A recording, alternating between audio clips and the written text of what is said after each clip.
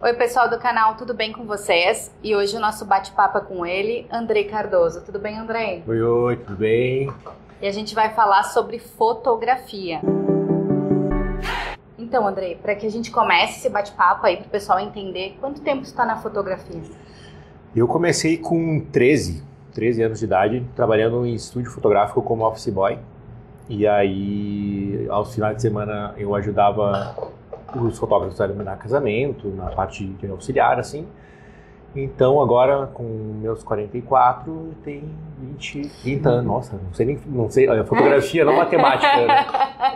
É só imagem. Fotografia. Então, tem 30 anos, 31 anos aí já, que eu estou no ramo da fotografia. E o que te encantou? Eu acho que essa coisa de parar o tempo, né? A única máquina do tempo que a gente conhece. Então, acho que foi isso aí de congelar o tempo, de deixar as coisas, de tornar uma imagem um documento, enfim. Eu acho que isso aí que me deixou. O que tu acha que mudou ao longo aí dos teus 20 anos de carreira como fotógrafo para agora em relação à imagem, de edição, de como se manuseava uma câmera, que agora hoje é bem diferente, nós estamos numa era bem digital, não que tu não tenha pegado, mas o que tu acha que daquele tempo para cá te agregou, enfim? Então, quando eu iniciei era filme fotográfico, enfim, era filme de 36 poses, fotografava, revelava, aquele processo padrão lá que gurizada de 18 anos aí não deve saber muito como é que funciona. Mas o principal foi a rapidez, né, do processo todo de fotografia. Uma vez, para revelar um filme ou fotos, enfim, tinha uma câmera que tu ia para a praia, por exemplo, fazer fotos, demorava um mês depois para ver as fotos, porque se o filme era com muitas poses, como se dizia, tinha que esperar terminar o filme para poder fazer a revelação. Então, acho que a rapidez é o principal. A qualidade da imagem também mudou muito com essa função de HD, 4K, essas coisas assim. E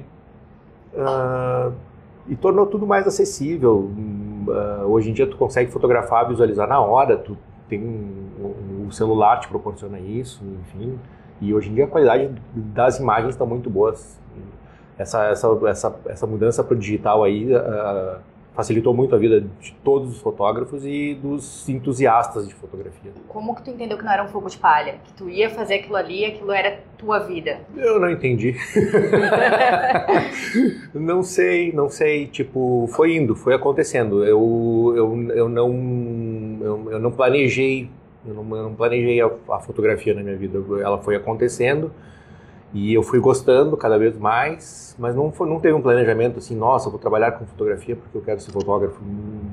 Até fazer uma confissão aqui, que quando tinha os casamentos de fim de semana, eu ia meio que contra a vontade, assim, sabe? Ia porque precisava trabalhar. Mas sábado, meus amigos todos fazendo festinha, jantinha, aquela coisa toda, e o Andrei trabalhando. Então, quando era na minha adolescência, não era muito meus planos me tornar um fotógrafo. Mas a coisa foi acontecendo bem ao natural mesmo. Tu foi deixando a vida te levar. Fui deixando a vida levar, e aí as coisas vão ficando legais, aí quando tu vê, tu tá fazendo uma coisa boa, fotografias boas que estão agradando as pessoas estão gostando. E aí, eu era meio metido, assim, de querer fazer as coisas diferentes nesse sentido, né, eu quis dizer. De querer fazer as coisas diferentes, fazer as coisas bonitas, enfim, olhava revistas e eu queria imitar o que as revistas faziam, então eu era meio curioso mesmo, assim. E aí foi Eu indo. vi que o teu trabalho, pessoal, eu vou deixar até o Instagram do Andrei, para quem quiser acompanhar o trabalho dele, é voltado muito para o mundo da moda. Sim, né? Hoje em dia sim. Mas em algum momento tu delimitou teu trabalho com a moda, ou tu já tinha uma paixão por moda, ou porque é bem moda mesmo, bem moda. Revista? A primeira parte da minha carreira eu fotografei de tudo. Então, assim, tipo, era festa infantil, festa de 15, casamento, primeira Eucaristia, primeira comunhão, tudo. E aí, Mas revistas de moda sempre me chamaram muito a atenção. Aquilo que eles conseguiam expressar nas fotografias de moda, de revistas, me chamava muito a atenção aquilo, e era uma coisa que eu ficava realmente imaginando poder fazer aquilo. E aí chegou um determinado momento ali, quando eu estava pelos meus 27, 28 anos mais ou menos, eu quis me especializar na fotografia de moda. E aí foi quando eu me coloquei uma data assim do tipo, tá, a partir de daqui, sei lá, 5 anos eu vou parar tudo e ficar só com a parte de fotografia de moda. Então o que acontece foi que a fotografia de moda realmente sempre me chamou a atenção, e depois um tempo eu comecei a direcionar para isso. Então cursos que eu fazia de fotografia de modo geral, eu comecei a apontar só para o lado da moda, assim, desde tratamento de imagem até o que utilizar para fotografia de moda em relação a equipamentos, câmeras, lentes. E, na verdade, a fotografia de moda entrou mais como um planejamento. Aquela primeira parte que eu fui deixando a vida levar, aconteceu bem ao natural mesmo, e chegou um determinado momento que eu quis entrar na parte da moda, e aí eu comecei a estudar sobre isso, né? O trabalho que eu faço da moda é muito conduzido, assim, tipo, a gente até trabalha com alguns momentos de espontaneidade, mas é tudo muito conduzido, é tudo muito trabalhado para as coisas acontecerem daquele formato.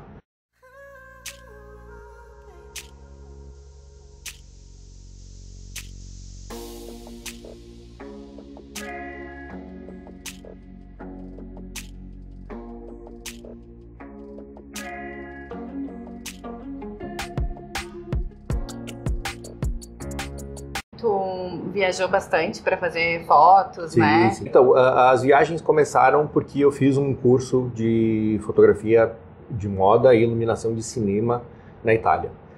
E aí, nesses cursos, isso foi em 2008, eu acho, 2008, 2009, por aí. E aí, nesses cursos tinha muita gente de todos os lugares, enfim. E aí tu acaba tendo contato com produtores, com maquiadores, com diretores de arte, e aí eles, naquele primeiro momento, eles tinham gostado de um material que eu tinha feito com uma campanha infantil daqui da Serra Gaúcha, e eu levei o material, levei como portfólio, e eles gostaram daquele material que eu fiz dessa campanha de moda infantil. E aí eu terminei o curso, fiquei um tempo na Itália, voltei, e aí depois, em contato por e-mail, enfim, eles acabaram me passando uma campanha de uma moda infantil lá da Itália. E aí foi aí que eu comecei. Daí eu voltei para a Itália, fotografei essa campanha, e a partir dali eles começaram a me indicar mais trabalhos, enfim, e as coisas foram acontecendo. Daí eu tive uma agência italiana que me representou como fotógrafo durante um tempo. Essa agência, na verdade, era uma agência alemã com base na Itália. E essa agência me disparou para diversos lugares do mundo, assim, sabe? Então eu dei uma boa circulada no mundo, assim, de vários países, sempre fotografando, sempre envolvido com moda e sempre com a moda local. Houveram algumas situações que eu estava em determinados lugares e que meus clientes daqui do Brasil, daqui da Serra Gaúcha também, optaram por me acompanhar nessa viagem, sabendo que como eu já estava lá, que eu já estava com uma estrutura de equipe montada. Eu disse, Andrei, como é que funciona? A gente quer fazer o material aí, tu organiza para nós? Não, vamos lá, eu organizo aqui.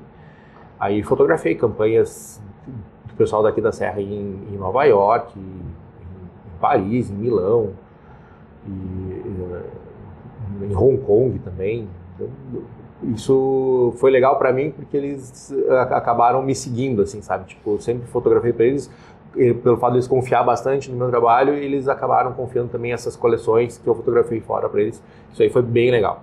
Então as viagens começaram dessa forma. E o que tu vê de diferença, por exemplo, Hong Kong, que é uma cultura totalmente diferente, né? Sim. O que tu vê de diferença entre as fotografias com o pessoal de lá, com o pessoal daqui? Então,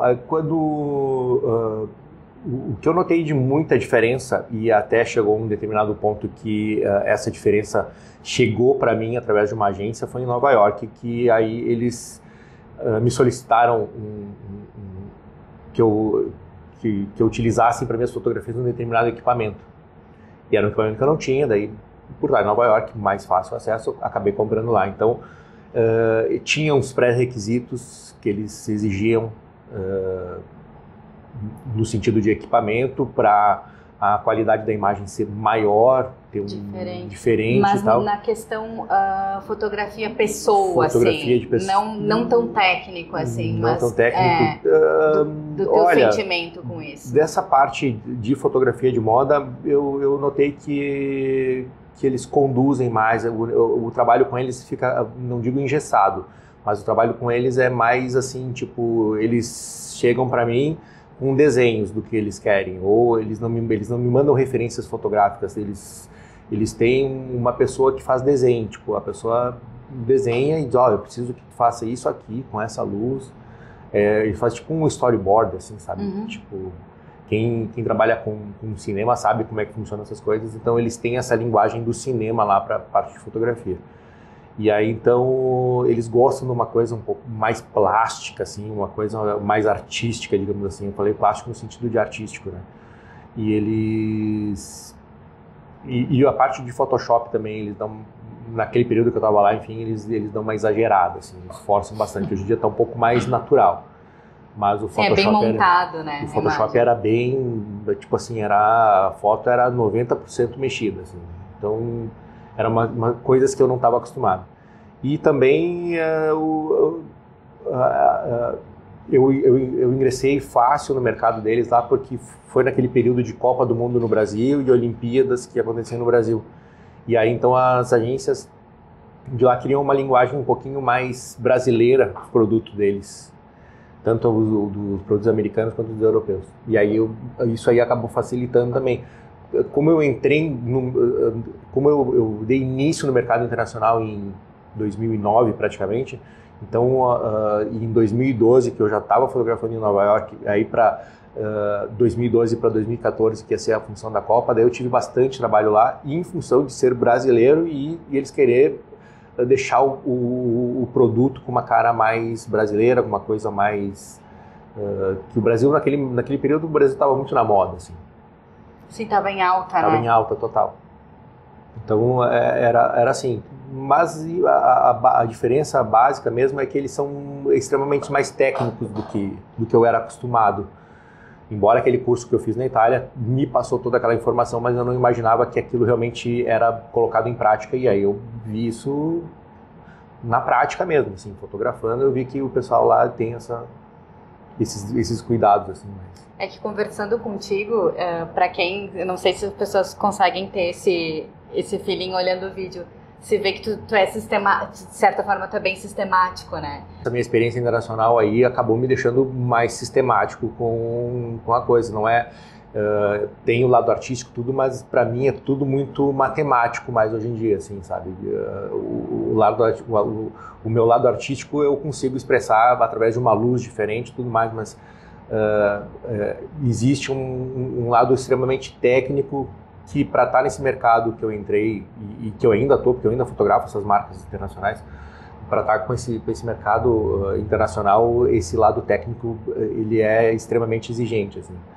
Mas agora, enfim, as coisas, o mundo gira demais e as coisas estão diferentes também, então tá tendo espaço para uma galera mais jovem, com aquele ar mais, vamos ver o que acontece, só que não adianta, as grandes marcas e as grandes empresas ainda gostam de uma coisa mais sistemática, eles gostam de uma coisa mais... Isso é interessante tu colocar isso pro pessoal, porque quem tá te olhando e vai pegar uma referência, eu quero começar a fotografar.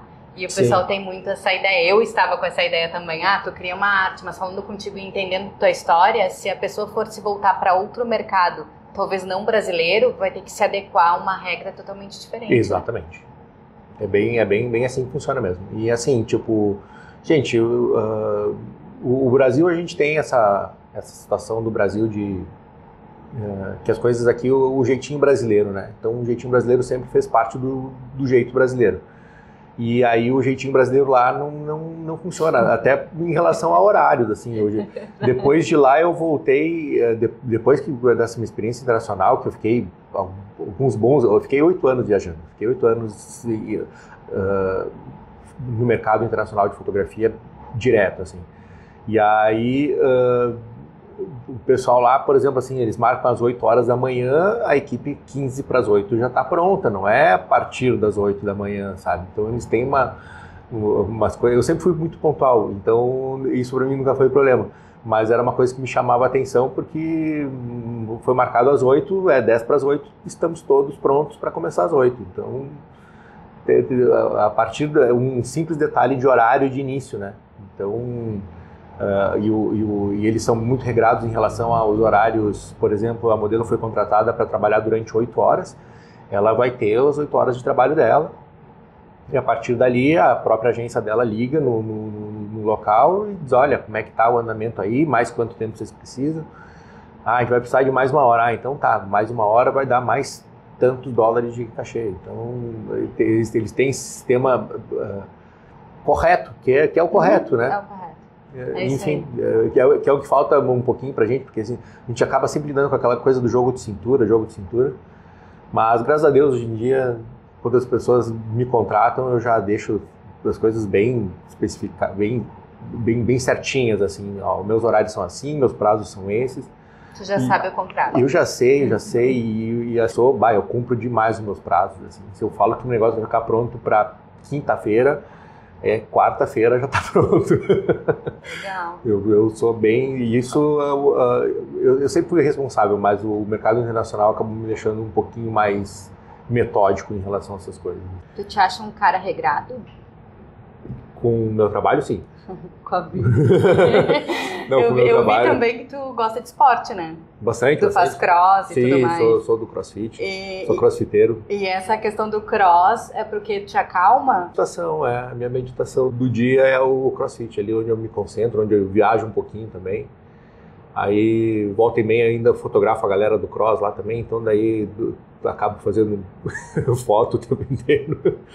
Mas o CrossFit é a minha terapia, é o momento que eu dou uma relaxada, assim. Mas eu faço meditação, eu faço yoga, eu faço várias coisas, então tem vários complementos, assim. Mas, enfim, tu perguntou se eu sou uma pessoa regrada. Eu sou uma pessoa regrada no meu trabalho, bastante, e na minha vida acaba acontecendo também. Eu tenho meus horários para dormir, eu tenho meus horários para acordar, enfim.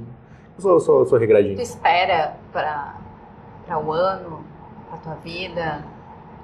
Esse 2022 aqui vai estar sensacional, como todos os outros anos foram. Então, e para a vida, espero continuar fotografando, espero continuar fazendo fotos boas.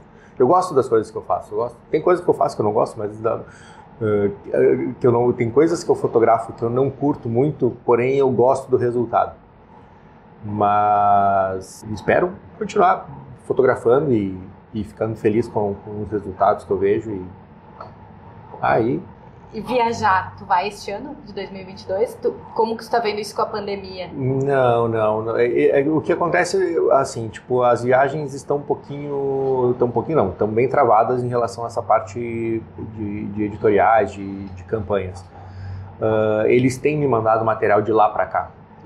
Uma das vantagens que eles veem nisso também é que o custo fica muito baixo para eles. Porque uma campanha em Nova York que custaria em torno de $20 mil, eles mandam para o Brasil e eu consigo desenvolver ela com 5, menos disso até hoje. O valor do dólar que está. Sim. E os preços que são praticados aqui, então, para eles é vantagem. E o pessoal da Europa, então, melhor ainda, né? O euro, enfim. Então, os teus clientes estão aqui, os teus clientes estão lá, mas o teu trabalho está aqui. O trabalho está aqui, Então, eu acho que depois que passasse a confusão, eu também não fiz muita questão de viajar nesse período de pandemia, porque, enfim, tá tudo muito incerto, uma hora é uma coisa, outra hora é outra, e tá tudo muito mais difícil, tá tudo muito amarrado. Então, que bom que eles continuam contando comigo, me mandando material para cá. E talvez 2023 aí, se der uma aliviada, talvez volte a viajar, tudo. Mas eu te confesso que assim, eu viajei tanto, andei tanto aeroporto, que tá tão bom ficar em casa, tão bom ficar por aqui. Tu acha que tá te acomodando no teu país de origem, então? Acho que sim. eu acho que agora eu tô mais tranquilo aqui. Porque foram longos anos, assim, e aí era aquela coisa assim, tipo, quando eu tava começando a me acostumar com a cidade, quando eu tava aí eu abria meu e-mail, tinha uma passagem para outro lugar. Aí recolhe tudo, vai. Enfim, o lugar que eu mais fiquei foi em Nova York, que, enfim, até consegui tive um apartamento alugado lá, enfim, que eu fiquei em Nova York mesmo durante um período.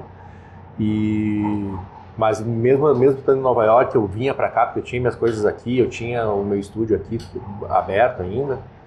E a agência me mandava de Nova York para Europa, para Hong Kong, para Tailândia, enfim, para tudo, né? Então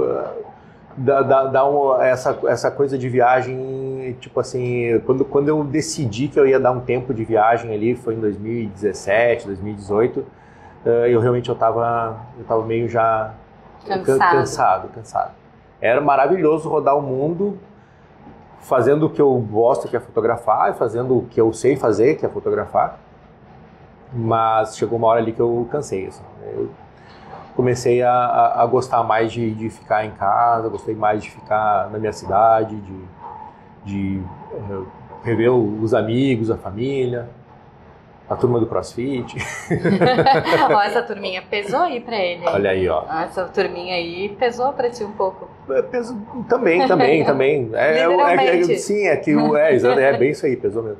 Porque o CrossFit tem aquele momento da religião, né? Que daí, tipo, todo mundo que entra no CrossFit, ou tu nunca mais volta, ou quando tu volta, tu entra como uma religião, como uma seita, digamos assim. E aí, então, tu cria bastante vínculo com o pessoal que treina. E aí tu começa a ver que é legal tu tá em casa, tu continua trabalhando bem, tu tá com teus amigos ao redor e tá com a família, e aí é legal. Mudou o valor daí, né? Muda, exatamente, E outra, tipo, tudo tem seu tempo também, né? Andrei, como tudo tem seu tempo, eu queria te agradecer pelo bate-papo aqui no canal. Se você que está olhando esse vídeo quiser conversar mais informações sobre Andrei ou talvez algum outro assunto específico sobre moda, eu vou deixar os contatos dele aqui e te agradeço. Muito obrigada. Eu que agradeço, muito obrigado. Obrigado mesmo. Tchau, pessoal.